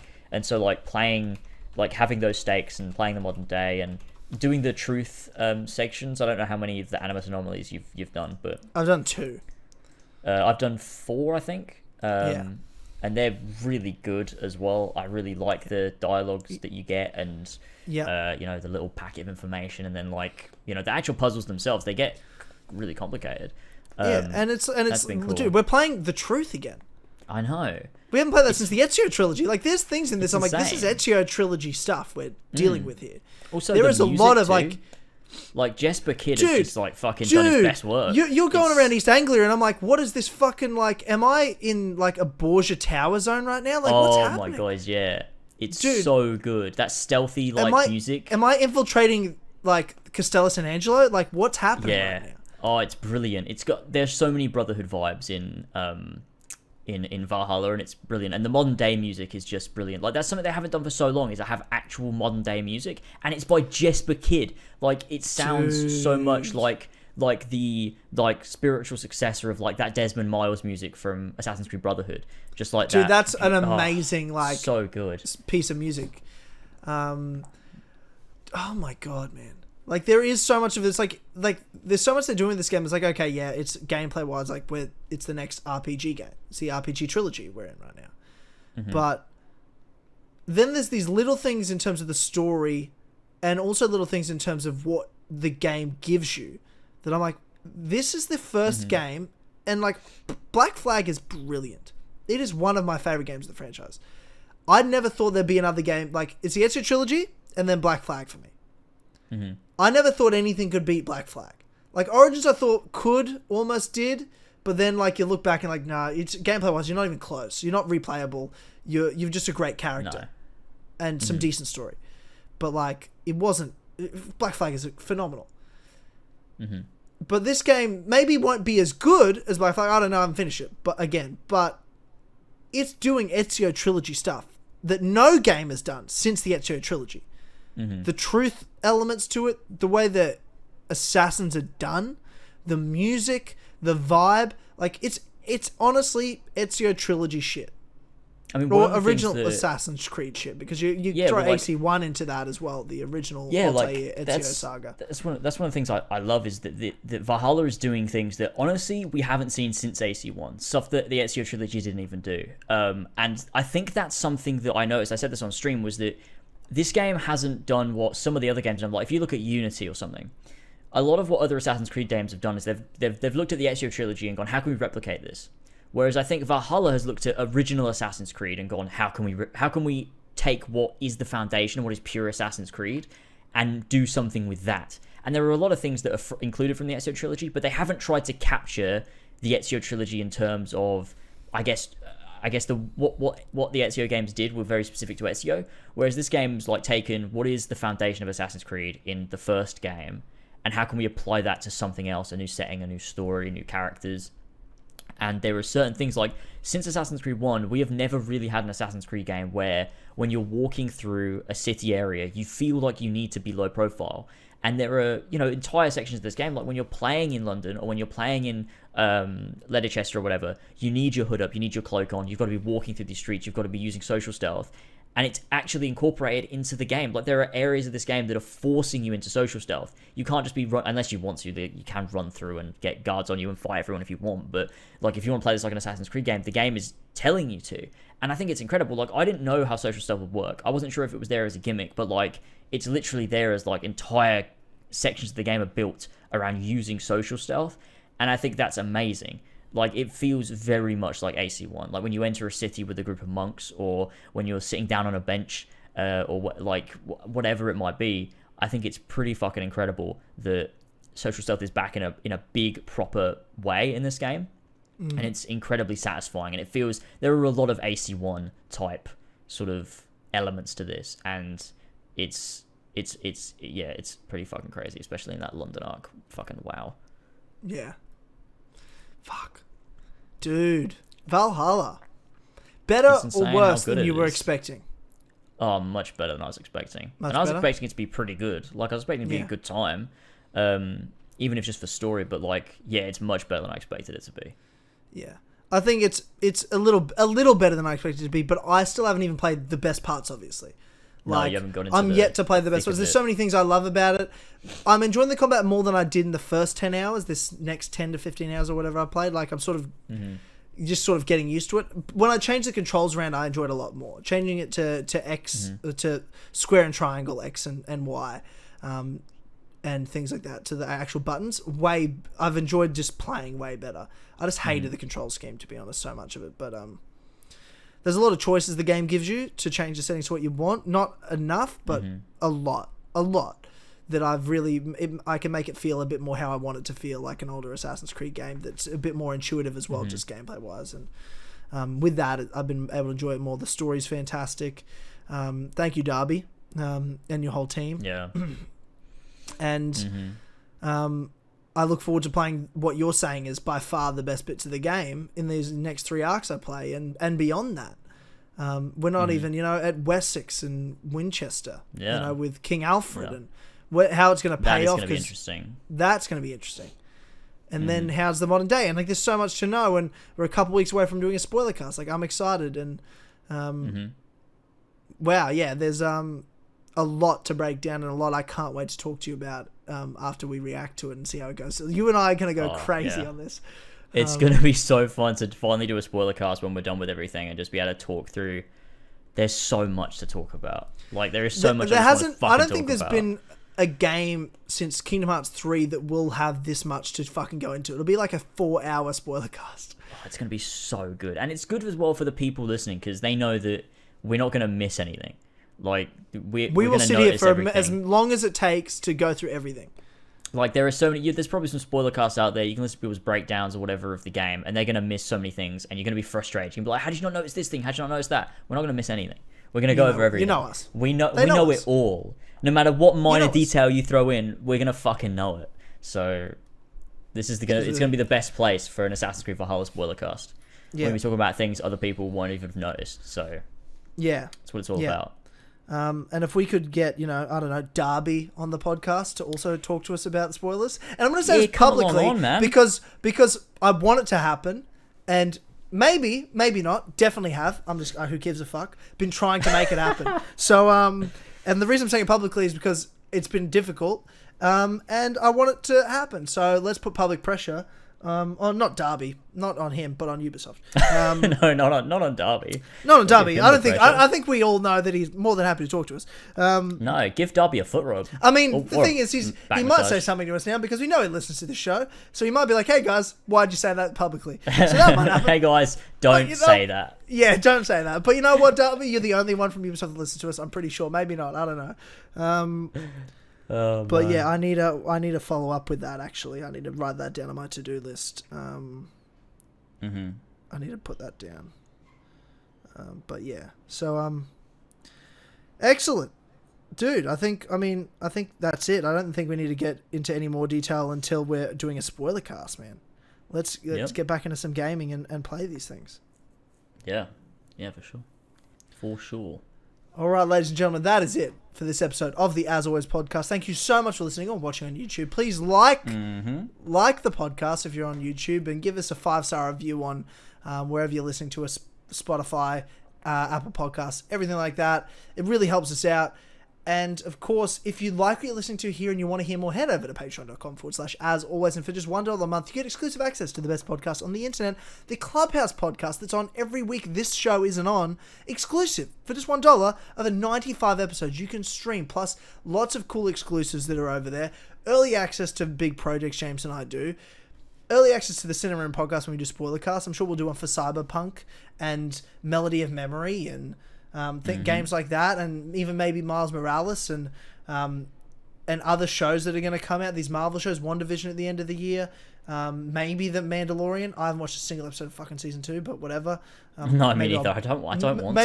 Maybe we'll just binge it at the end and we'll just talk shit about it. That'll be fun. Can we just not though? I mean, we could just not. We could also just not. And when movies actually return to the world again, we'll do spoilercast on those. But yes, ladies and gentlemen, head over there and support us. We really appreciate it. We've smashed our 2020 goal, and there'll be some things we're planning to reward you all for the support over there. So thank you also to our $5 plus and above tier that'll be on the credits of this show for supporting us. We have King Richard III, Josh Duh Vil Yay, Damian, Olberik, Avry Dobbs, Cat94, Real Cinema, Does the Name William Miles Ring a Bell, Jesper Olsen, Flash Paradox, Cassandra, Finger Me With Her Thick Strong Arm, Ballsack 47, Casey Wood, Pink Flame 313, Lumistrad, Mario 5380, Ooga Booga, Chigga Wooga, Tugga Mugga, Luga Suga, Ruga, Pugga, Suga, Zuga, Yuga Duga, Kimasaba Gamer Cream Pie, Seth, Sicarius aka Kieran, Henry, Justin, Aragorn, Adam Sunling, Fuck Off James, Sab 2557, Team Anna Travis, Krista Sophia, I hate that there's no gaps in this, Elida, Big Q, Overlord the Elder, Son of a Bitch, Odio Doggo, Rav Jai, Gene, Joshua Mora, Brian Ford is now really good at Gwent, Joe the Sexy Boy Smith, S. Jaws, Emil Catborg, Benedict Clubbers, Furious Coco, Noah Watts, Fishy, Ginkgo Swag, Sweet Vintage Lad, Max H, Luca, Winona Ryder, aka Lindsay from Destination Wedding, Joe the Lioness Charming, Arse Eating, Coke Snorting, Cat Killing, Nonce Hating, Founder Scab, aka Tyler's Son, Kassassin, The Creed, Nick Miller, there we go. I was itchy. Owen Big Brain, Walshy, Josh J. Anderson. But when is the Blood and Wine retrospective though? Smexy Dork, Gwen Hughes, Evan Brown, Radoc, Fat Fuck Cuck, Tyler Likes It Up the Batty Hole, Victor Eliason, Pleading Edge 274, Alfie Rodbert, Philip Stillwagon, Jack DJ 1998, Gimme a Penis, Marcus aka Blackburn, Kyle, The Swan Swam Over the Sea, Swim Swan Swim, The Swan Swam Back Again, Well Swam Swan, Greenie's Weenie, Just Notter, Liam, Andy Cure, The Blue Cow, AC Landmarks, Heresy aka Bad Assassin, Alexander, Ashton is not happy that Matt platinumed Odyssey, Conversations is objectively worse than As Always, Star Explorer, Rainy Not Sunny, Blake Lloyd, Louis De Leon, Lady Litzamania, Jackery, Tristan Obigfell, Angel of Harlem, Big Dick 666999, Josh II, Christian 0210, Edgar is doing bits in Tsushima, aka http.yokai, Evan the Kitty did get cucked by Ed Sheeran, Morgan McCack, Bear Z, Otaku World 7, Tyler Corbin, Christian Rowe, Trejone Markion, Young, I said that totally wrong, I'm so tired, Zeppo, Kieran Hindmarch, the final page, Chunky Malha, Bigger Fucking Virgin, Possessed Jackal, Connor DeRose, Bully in the Alley, and Zeke Collins. Thank you for such helping out this podcast and making the list endless, more and more each month. Shout out to all of you, and thank you everyone once again for watching, listening to this show, and we will see you all next week for another Clubhouse, and in 2 weeks' time for the spoiler cast, hopefully, of Assassin's Creed Valhalla the As Always Podcast, episode 137. It might be delayed a couple of days to make sure we've all finished the game and can do the spoiler cast. But anyway. Yeah, George specifically. Yeah, obviously George. Thank you for listening. And we'll see you all next time. Goodbye. Michelle. Bye-bye.